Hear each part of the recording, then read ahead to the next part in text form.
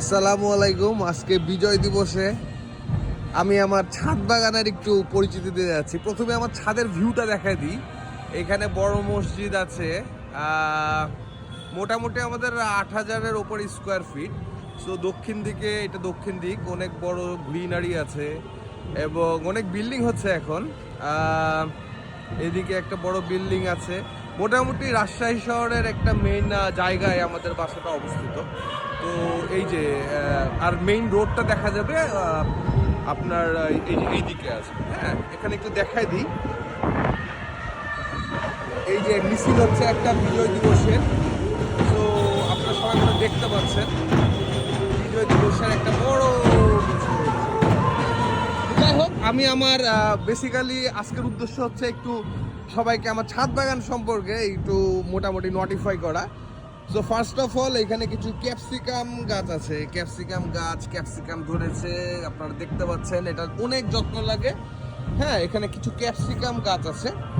দেন আমাদের কিছু টমেটো গাছ আছে। এখানে অনেকগুলো টমেটো গাছ। ড্রামটা দেখেন একটু লম্বা ভাবে কেটে এটা করা আছে। দেন এইখানে আমাদের কিছু বেগুন গাছ এবং কিছু ধনা পাতা লাগানো আছে।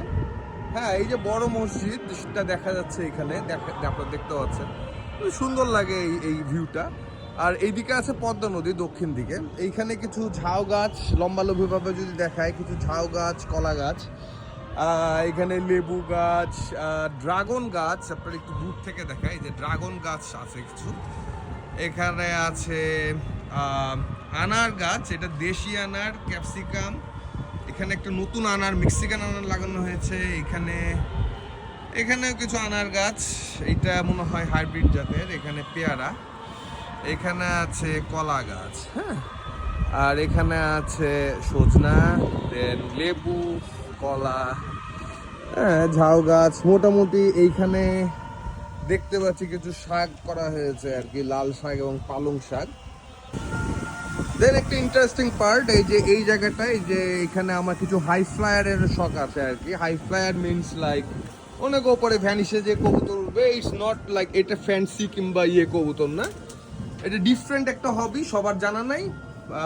এখানে কিছু হাই ফ্লায়ার আছে, আপনারা দেখতে পাচ্ছেন।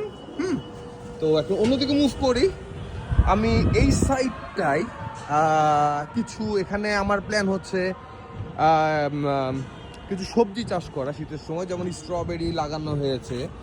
হ্যাঁ, এইখানে হচ্ছে লাউ আছে, শসা আছে, এইখানে আছে করলা, শসা,